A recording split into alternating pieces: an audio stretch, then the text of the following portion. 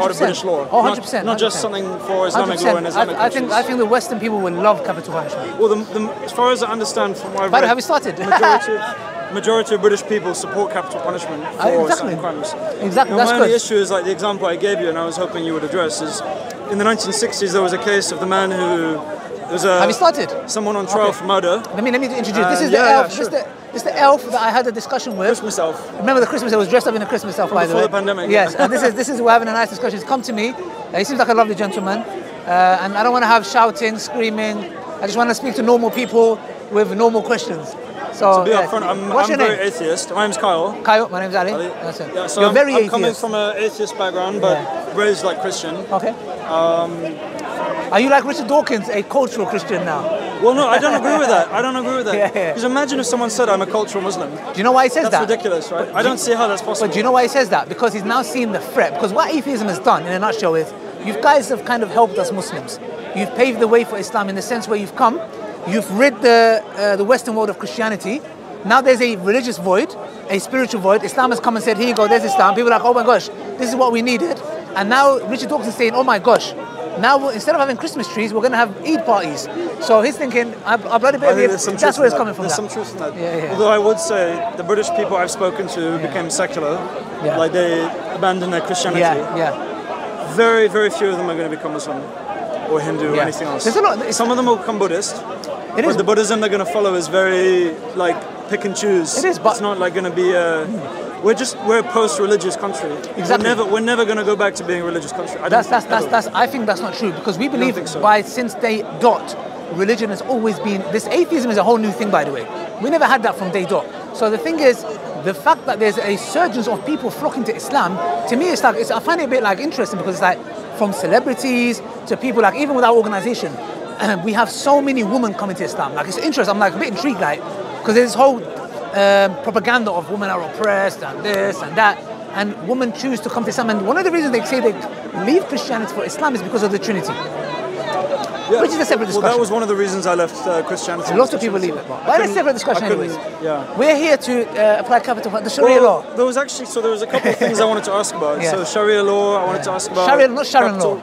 Sharia, not Sharon. Sorry, Sharon law. Sharon law. I wanted to ask about Sharia law. I wanted to ask about the hijab. Sure. I wanted to ask about what's happening in Gaza as well. And if any of those are interesting to you. Perfect. Let's start with capital punishment, then hijab, then Palestine. So I'll just quickly recount what I said earlier. So for me, capital punishment is wrong because if it turns out the person was innocent, then you've claimed an innocent life. And they might have been a murderer, but if they weren't, then you've actually killed someone. There's no way to bring them back. And I would say, even if I was a Muslim, whether I was Muslim or Christian or atheist, that's too much of a risk, surely. Like, you wouldn't want to take that risk with someone's life. I want to hear what you say about that. Okay, interesting. So Shaykh Uthaymeen has a book in this when it comes to Islamic jurisprudence. He's somebody who's on Hanbali school is somebody who I follow. He has a book on Islamic jurisprudence. So in that book, it makes it very categorically clear that when it comes to Islam and the capital punishment, people think the capital punishment is like, I'm walking down the road in a Sharia-abiding state, and then I see one guy and he is stealing, and I go, oh, I'm going to go and chop his hand off. It doesn't work like that. We have legal procedures, we have witness statements, we have a whole procedure to go through. It's not as simple as, oh, this person done A, let's go and kill him. It doesn't work like that. We don't believe in vigilantism, which will go and hunt, bounty hunters. It doesn't work like that. And the people who try to do that will be punished. Why? Because you went and killed a soul because you was under the assumption that he killed somebody. We didn't go through the due process. So now you are going to get the capital punishment for killing someone that's innocent because we didn't establish that. Now, Islam is a beautiful religion. Why? Because it deals with reality. We don't deal with Disneyland. We don't live with like, we're going to come here and I'm going to walk down the road where there's a group of thugs and I'm going to say they shouldn't rob me. No, they will rob you. Well, it's a system of law. It's not just a religion. Thank you. So it's a system of law. So what Islam does is Islam says we have worldly problems. We need worldly solutions from the divine. So, number one, there are 5 capital punishments. There might be more on specific things. Islam has come to protect these 5 things: your wealth, your lineage, your mind, your religion, and your another one I can't remember. So, now, the first one is your wealth. There is a capital punishment on somebody that steals. a specific amount, the capital punishment is that their hand will be cut off. So that, do you think that's justified? That's perfectly justified. I'll explain why. Would that be a law you'd want to introduce in the United Kingdom? I believe if this law was applied, England will be much a safe place to walk and people will prosper. I'll come to why. Number two, it came to protect your mind.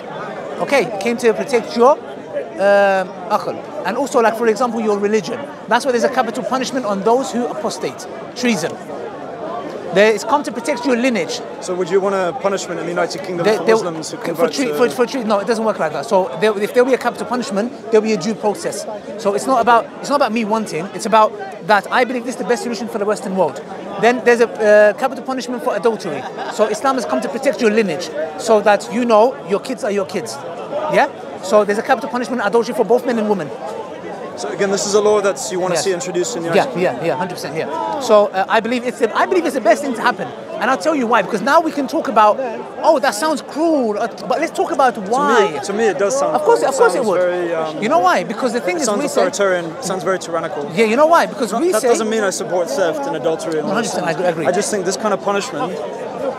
I've been to Saudi Arabia. Yes, Saudi Arabia is a very safe country. But that's also a very brutalized culture to do that to people. Saudi Arabia is a fine example of using Islamic... It's a much safer country than Britain. It is. But what I would say is this. There is a saying. Mercy to the oppressor is oppression to the innocent. To have mercy on the oppressor is to have oppression on the innocent.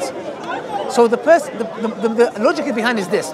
I'm not going to have mercy on a outright maniac who's going to come and cause rape, kill, theft, cause disorder on the land. That's why in Surah Ma'idah in the Quran, chapter 5, it talks about highway robbers. And it says, if you catch them, you should cut off their limbs from either side. Left arm, right leg. Right arm, left leg. And then you should crucify them. Now, sounds very harsh. Sounds medieval. Barbaric, medieval, no problem. This is the reason why. Islam believes in this. We would rather give a capital punishment in the most severe way on a group of thugs where you are going on your business to a trip with your wife and kids and they stop you in gunpoint and shoot your wife in the head, steal your money and run away. Islam says we will deal with these individuals in such a severe way that there's actually a verse in the Quran when it talks about warfare. It says strike them in such a way that the ones behind them see and run off. The point is what? Islam is here to save life, to preserve life. Your way of doing it, the liberal way of doing it is, they stole, don't do it again. Why is it the case? You're going to have PS5 in prison, you might have lunch. Islam says no. Let me just finish this point, yeah? Forgive me for giving a lecture. I just want you to understand, because I don't want to do injustice to it. So Islam says, the one who stopped you when you was going peacefully to your way on a trip, shoot your wife in the head in front of your kids, these people deserve the severest capital punishment in public. So imagine Speaker's Corner, and we're here today, guys, and we're going to see the capital punishment of 2 highway robbers who killed this innocent man's wife. And here they are going to be getting their limbs cut off and hanged. Now, other thugs, other highway robbers are going to be looking and thinking, that was bloody gruesome. So that's not true. Do you know why? Tell me why. But this is Islam, by the way. So I think you know the history of Speaker's Corner. Yes, it's basically Speaker's Corner. Tyburn Corner, where they used to have heretics. They used to have a gallows. Yes. It was 3 pieces of wood in a triangle, raised up on a scaffold, and they could hang, I think, 3 or 4 people on each. Yes. Now, at that time, crime was far worse than it is now. Yeah. They had a very strict amount of punishment for people. Yeah. Or I think of the United States. The United States is far worse crime than the UK. Can we move? Absolutely, yeah, sure.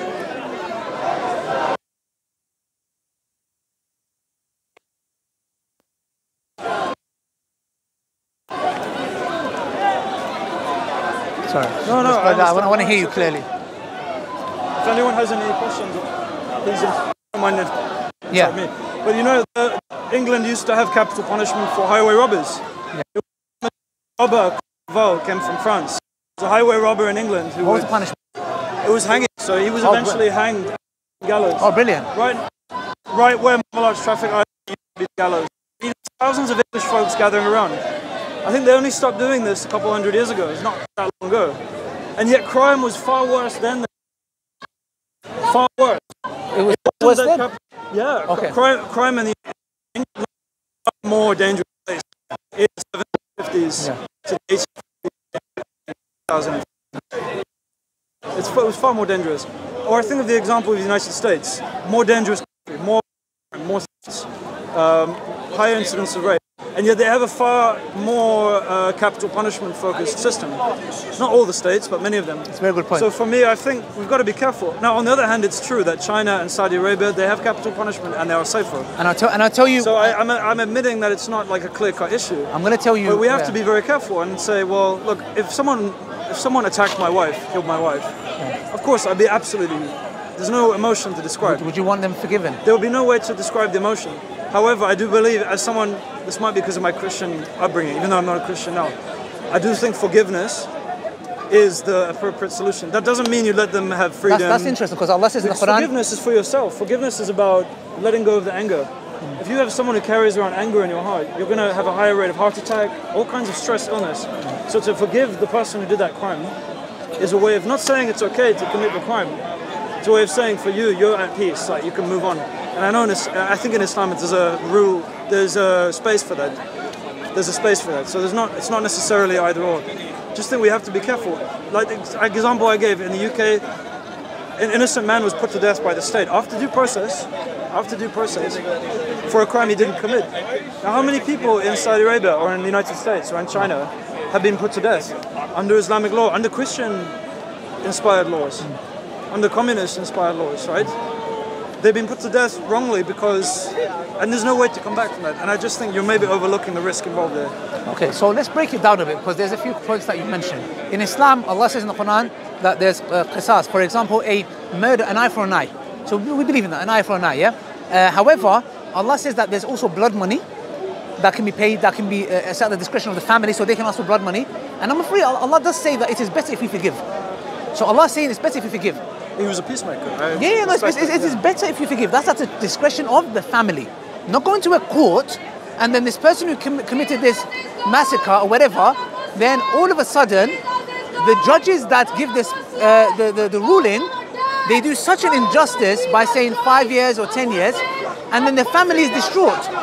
The family is distraught. Why? Because it's injustice. The family's member's life has been taken. They should have the choice of eye for an eye, blood money, or forgiving them. So now, coming to, you made something very interesting, and I was thinking about this. In certain situations in America, there's a capital punishment. Electric chair, the injection, all that kind of stuff, and sometimes it doesn't work. Now, I wouldn't say it doesn't work, because Islam deals with the situation from a micro level to a macro level, which means the following. Islam says we get rid of all kind of evil around us, meaning the following. Now, again, for example, a woman being sexually objectified. There was a study done in American university where they showed a group of men, half-naked girls, or a woman in bikini. The part of the brain that lit up for tool use lit up, meaning he saw the woman as an inanimate object. Why? Because pornography, the hypersexualization that we live in, the beauty industry, and I don't have an idea. I was driving on the A406 and I saw a steel company, you know, steel, metal, steel. And there was an inappropriate woman dressed next to it. And I'm thinking, what the flipping hell has a steel got to do with that woman? I was like, what is the correlation? Is this woman made of steel? Sells products. Now, the point is the following. What Islam does, it says, we are not going to sexually objectify women anywhere. Nobody. So we're saying Islam is going to make sure that there is zero reasons for you to even think of doing evil to any woman. Zero. You can't come and say, oh, you know, but... No. And by the way, just a disclaimer. Nowhere does Islam say that because a man cannot control himself, the woman needs to wear the hijab. This is not from our religion. Islam does not say, you are an animal, that's why just because you're an animal, the woman needs to cover up. This is not from Islam. Of course, there's a verse that says that there might be idiots that try to talk to you inappropriately. Look at how many women, I can bring any woman here and ask them, have you been catcalled? She'll say 100%. I've been catcalled today, maybe 50 times. We're saying Islam deals with it in such a way, it says women should not be sexually objectified. So therefore, now when you rid the illness from the society, when a man goes and tries to rape a woman, touch it inappropriately, talk to an inappropriate way, there is severe consequences. Why? Because for what perverted reason, have you decided to assault this woman? You have zero reasons. That's why the capital punishment is so severe. Why? Now, number two, when it comes to theft, But you haven't addressed my point about what if there was due process, you have judges, you have the whole system. we have that too. And yet there's a mistake. I mean, humans are fallible. We'll come to that. And instead of having put them in prison and then being able to release them from prison after accepting there's a mistake, it's too late. You put the man to death. Your worldview cannot. Your worldview cannot answer that. But my worldview can. Why? Now I'm going to come to that. Remind me the question. I'm going to come to that. I think the problem is now you've avoided the question. With all due respect, you've avoided the question twice now, and I'd like to face this problem I would say I haven't. There is room within even Islamic countries with due process, with Islamic law, to make mistakes. Yeah. And if they accidentally put someone to death who's innocent, that's a major stain on the conscience of that country. Okay. So what I'm saying is, it's not an accident. It's a willful, negligible. Yeah. And I appreciate people who have had crimes done to them are furious and they're angry, and that's very understandable. Yeah. But if it turns out that actually accused someone, falsely accused someone, maybe it was a mistake, you accused the wrong person, and they've ended up dead, there's nothing to bring that person back. You've committed a major crime. To your worldview. So what I'm saying is the reason why I'm saying is, even if I was a Muslim, I would have concerns over this. No, you can't. I'd be very concerned about accidentally putting to death another Muslim. I will tell you why not. Now, just want to answer something. I'm not avoiding it. There's a question you asked. You said that there are countries that have capital punishment where the crime rate's high. So I had to answer that. So I'm answering that, telling you why, when you apply capital punishment to a corrupt society, of course it won't be a solution. So that's not the model that Islam. That's a fair argument. That is not the model Islam is bringing. Islam is saying we deal with the problem from the foundations. If you don't deal with it, if you don't deal with the foundations, my friend, I can have an execution where it cuts the man slowly, slice by slice. There'll still be theft. Why? Because the society holistically is corrupt. Islam says we deal with the evils in society, then you apply the capital punishment. Because otherwise, if you, for example, when it comes to theft, just touch upon that and I'll go to your point. When it comes to theft, Islamically, if somebody holds money in his hand, if he has £1,000 in his hand, and he's walking down the road, do you think the person who steals from him gets the capital punishment? I'm not sure what the situation is. Not really. You know why? Because now you are provoking. It's an act of provocation. Because why? Islam says a person who breaks into a house, goes to the safe, steals a specific amount, seen by a witness gets a capital punishment. Because what Islam says is, was he triggered? Was he poor? Is it the state's fault? Has the state been looking after him? Context, Of course, because it goes back to why? Because prevention is better than cure. Islam's model is exactly what you're saying. We will look at every single instance and situation and provide. There's a story, I don't know if it's from Umar ibn Khattab. Are you saying they're 100% infallible? No, I never said that. They are human beings and they can make the mistake that you said. And I'll tell you how we deal with it. Okay. For example, a woman came to Umar ibn Khattab, the second caliph. She is pregnant. And she goes, I'm a virgin. Just imagine, I'm pregnant. She goes, I'm pregnant. She goes, I'm a virgin. The only person that we know is Virgin Mary. That's the only one that we know. Now, Umar ibn Khattab could have said, well, hold on a second. Excuse me, you are a virgin. Hello. Yeah? Now, she comes with a story. She goes, I'm a heavy sleeper. One day when I woke up, I saw semen on me. She goes, this is what happened to me. That's what I saw. Now, Umar ibn Khattab could have said, I don't care. It's going to apply the capital punishment. You're a liar. Is that your story? That's the truth. Because we would rather be safe than stand in front of God and kill an innocent person based on what a story. We don't believe that. They've never accidentally put someone to death. What I'm saying is, from what we know, they haven't. Let's go with the argument's sake they did. Just so you can have it. I'm going to say argument's sake. The absence of evidence is not evidence of absence. No problem. So what I'm saying is, let's suppose they did. Now I'm saying, in that instance, let's go with now your answer. If they put to death a person who is innocent, now we're saying there is due process that for example, do you know what's the requirements for capital punishment adultery in Islam? No, I don't know. Okay, so here's stoning to death, right? No, we know what the how you execute it. It's how do you come to the conclusion of the guilty party? So there was an instance that happened at the time of, again, Umar ibn Khattab, the second Caliph of Islam, yeah? So, I think it was the time of the second Caliph of Islam. Now, and actually just before that, I'll just add something. The Prophet Muhammad, peace be upon him, once was on his own. A woman came and said, I have committed adultery and I want the capital punishment. This is from one narrations. It might sound a bit bizarre. So the Prophet moved away from her. And she said, O Messenger of Allah, I have committed capital punishment and I would like the capital punishment. The Prophet moved away from her. Now, why is the Prophet moving away from her? I'm trying to understand in this hadith. Why does he keep avoiding her? And there was another instance where a man came and said the same thing. And the Prophet said, maybe you just kissed her. Why is he adding that word to his mouth? The point is the following. Islam doesn't want capital punishment. Islam is not a bloodthirsty vampire like, oh, we cannot wait. Islam is here to preserve life. But the reason why the Prophet was doing that is to tell him, go and repent. Don't come here with that. Go and repent. So the hadith is to create a loophole, essentially. I don't even want to call it that. In a nutshell, it is basically that, listen... I'm aware all religions do this. No. Christianity does this, Judaism as well. If you want to call it a loophole, that's going to say... Let's call it a loophole, no problem. But the fact is what? That the Prophet, it's stipulated, it's not from himself. He was trying to tell him, maybe you just kissed her. So basically, we do not want to implement this, go away. For the woman, she was pregnant. You know what the Prophet said? You're pregnant after you give birth. Come back. And then what? She came back. She came back. So the point is what? For a woman to be accused of adultery, you need, or a man, you need 4 witnesses. 4 witnesses who say we saw, I don't know if they're kids here. How many for a woman? Can we, yeah. Don't worry. I think I speak quite loud. Yeah, please. If you can, just go and come and get 2 minutes. Yeah. It's more witnesses for a woman than a man, right? No, it's not. It's the same. Is it not? Yes, it's not. This is a big misconception, yeah? The capital punishment is for a man and a woman. There's no gender discrimination. 4 witnesses have to say, we saw the penis go inside the vagina. Like saw. Not he was on top, she was on top.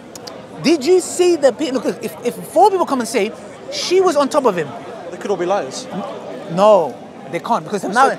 Are you telling me you cannot think of a single situation where 4 people can't lie? Now it's a Human beings are not perfect. Now it's a mass conspiracy, because number one, we look at. We all know from studying witnesses in many cases. Yes.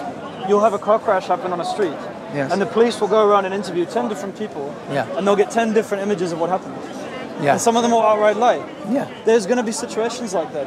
Now, I'm all for someone going to prison for rape. I'm all for that. But the idea of putting them to death, just because 4 witnesses have given an account. You're only saying that because it's not your sister or your mother. In every single case, those if it was your sister or mother, bruv, you'll hang them yourself. If it was your sister or mother, you'll hang them yourself. In every single case, witnesses have ever given a testimony they haven't lied. So you're potentially putting innocent people to death in the name of a holy book. And for me, I have to say it's barbaric when Christians do it. It's barbaric when any religion does it, even Islam. I say that, I don't say that lightly or to be insulting. No. Because I have a lot of respect for many of the things in Islam and any other religion, but I think we have to be careful. This was a text coming out of the 7th century. The Prophet was trying to make peace among tribal cultures that had a very revenge-based system of thinking, right? It was among Arab tribes of people, and there was a lot of disorder, and he was trying to bring some harmony, right? Kind of like Genghis Khan, bringing together a lot of the different tribes in the steppe of Asia. I don't see how many thousand years later how applicable that is. We have to have a dynamic and flexible and aware approach that's aware of change. We can't stay fossilized in a particular time and place, right? Even within Islam, you have a very clear emphasis on growth and on change and on trying to understand things from different perspectives. It's not like a rigid, they encourage debate and discussion, which is what you're all doing here now, right? I don't know, you've all grown up in backgrounds. You've got to try and think why you came to this perspective. Is it just because your parents told you? Is it just because you heard it in a book, or it's because someone told you repeatedly as a child? Or did you actually come up with it yourself because you weighed up the facts? That's why I just say to be careful. You might be advocating, and I don't think you're doing it on purpose. I am putting people to death. I'm doing it on purpose. And they may be innocent. They may be innocent. You've because you're making an assumption that those witnesses will always be telling the truth, and they may not. You've added that, because the thing is, just to add on, because I didn't finish my point, was that... Oh, sorry. No, it's fine. Just the 4 witnesses, we're talking about just people. Okay, we're talking about people who are not known to be liars. Okay, what we're saying, and by the way, in the Sharia, if you look at statistics, even when it was given by the Ottoman Empire, only in Islam, maybe you will count with your hands how many times the capital punishment was applied. Because you know why? It is such a rare occasion to find a man and a woman. If they're going to do it, they're going to do it in their house. So to find a man and woman in public, having intimacy, and 4 people all of a sudden come and see. This actually happened at the time of Umar ibn Khattab. 3 companions, 4 of them, they came to him and said, we saw this man having intimacy with this woman. They came to Umar ibn Khattab. Umar ibn Khattab went to all of them and said, did you see it happen? He said, yes, we saw the pen go in the ink. We saw the pen go in the ink. We saw the pen go in the ink. They came to the 4th companion. Did you see that? Umar ibn Khattab said, did you see that? He said... How do you know they weren't lying? How do you know? I'll tell you why. Because they definitely saw it. Now, How do you know? I'll tell you why. Were you there? No, I wasn't there. So there's narration. Many of the hadiths were written as hearsay. They weren't. No, there wasn't. If you know anything about hadith literature, you're talking about the Bible, not the hadith. There were sayings of Muhammad from. I heard him tell me that he said this. It's not Chinese business. We have a whole science behind it. I'll tell you later. So the fourth one said, I think I saw them. They all got lashed. All of them got lashed for slander. Why? Because again, Islam is not there to apply it, but rather use it as a tool. Because now in the Western world, you talk about barbarism. We're living in barbarism. We're living in barbarism. There are many barbaric things about Western culture. No. You're living in barbarism. Let me tell you. Number one. I agree, but that doesn't mean we should adopt more barbarism to deal with that. My friend, this is what you're calling barbarism. I'm telling you, this is a solution to your whole problem, which is what? Do you know how many kids are out there that they don't know their father? And they are committing incest with their own brother because they don't know they're in the same vicinity and their father was a player who slept with 20 women, impregnated most of them, and there are children marrying each other from incest. You don't need Islam to fix that problem. You need Islam. My friend, with all due respect, you are thirsty for Islam. With all due respect. Uqsum billah, wallahi, the Western world is thirsty for the Sharia. Let me tell you why. Question. If the majority of British people rejected the idea that you should create Islamic laws in the UK, would you still want to push it on to the Western public? Look, I'm not here to push anything to anybody. I'm telling you an idea that will be a solution for you. I'm not pushing anyone. Would you want to use persuasion No, persuasion is me talking. I'm talking. Or do you want to enact it in Parliament without the consent of the public? Look, even democratically, if 51% of the Muslims come and say we want Sharia, do you know what happened? There'll be a bloodbath because the Western world would fight us for it. And you know that. In a way, quite right. And you know that. Thank you. This is key. Look. No. What you said is very fundamental. You know why? You don't believe in no damn democracy, bro. You don't believe in no democracy? I don't believe Britain is a democracy. One second. You don't even believe in democracy because I said if 51% of the vote was for Muslims to have a Sharia law, there will be civil war. You know why? They do not want it in their country. Because democracy. But when Muslims come and say we don't want your liberal views on our country, you come and shove it down our throats. By itself, you need human rights. Human rights according to if the majority of a community decide to go and pollute a river and destroy a river and then poison the river downstream, which liberalism is doing, yes, and where Muslims are saying get out of the river. That doesn't mean please get out of the river. That doesn't mean that democracy is always correct. The majority opinion is not always correct. Thank you. So look, I agree with you. I agree with you. You know what that means? We say this is. I just want consistency, which I appreciate. Which is what? That if democratically Islamic MPs or whatever you call it for that matter, we voted and said we want the Sharia, they would never accept it. You know why? This is a big lie that we believe in democracy and freedom of speech. Brother, they are liars. They don't believe in freedom of speech. Sharia law they believe no. Democracy is not the only My value. friend, the only one that's impeding human rights is the Western world. The Western world is slaughtering. That's just not true. It is true. Let me tell you why. You know why? The Egyptian government is treating, Shall I tell you why? treated people brutally. Do you know what barbarism is to you? Let me tell you what barbarism is to you. Somebody coming here and hacking someone to death, you're like, that's barbaric. I'm like, hold on a second. Do you know there's 1 million people who have STDs in London? That's barbaric, man. Can you imagine 1 million people, STDs, sexually transmitted diseases that you're going to carry on to somebody else? That's barbarism. I would encourage everyone to fact check that. I don't know how true that is. You can check it. Look. Check that. No, maybe I'm being generous. Let's call it 250,000. Too many. One too many. Number two. Two wrongs don't make a right. Number two, 1 second. Two wrongs don't make a right. How many women are sexually harassed, sexually raped in the Western world? In the Western world, that is barbarism. How many people who are walking down the road? I can remember when I was young, bro. I got robbed 3-4 times. Man had a nice gold chain. I was not Muslim then. I could wear gold chains there. I got robbed how many times? I know many people who have lost their lives. There's theft. There is absolute corruption. So 1 second. No, this is what I'm saying. You wish. Even before we invaded. Look, just because you have a problem, don't throw mud at us. No, You've got the problem. There's crime all over the world, not just in the West. No, my friend. No, my friend. To act as if the West no, is the my only friend. place with No, crime my is friend. very In Afghanistan, bro, the Taliban show you the AK-47. There's more West than there is in the Islamic world. Do you know why? Because they've got laws there. We don't have the same laws. Thank you. Do you know why?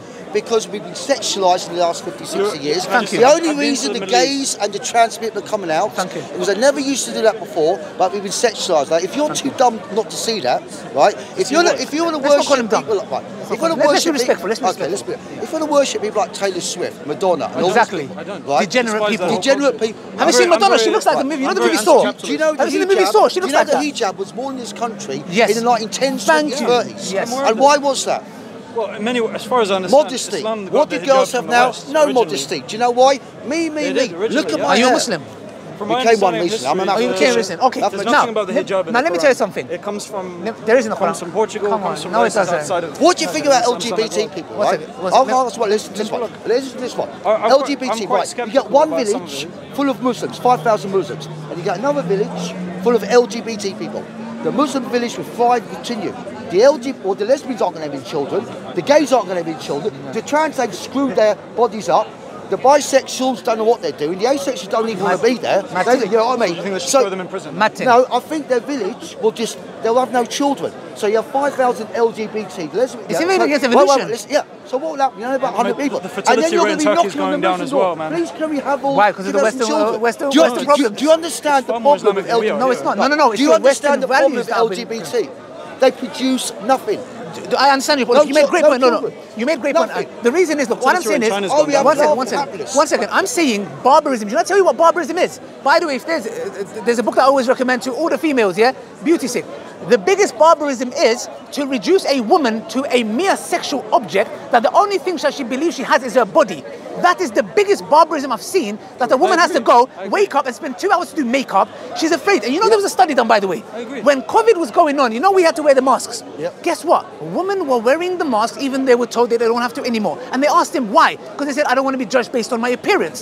That is barbarism. That is the greatest form of barbarism. So Islam has come to say, as a woman, we have a woman here, there's one sister here, we come and tell her, let me tell you something, this is what I'm saying. Look, you haven't even tested it. What I'm saying is this, as a woman, I come and say to the sister, you are more than a sexual object, you are a human being. You have so much to offer the bloody planet. Not, I'm going to go to Brazil, get butt implants and die in the process of the bloody martyr, which happened, by the way. Or some guy coming and saying, I feel like being a piano today.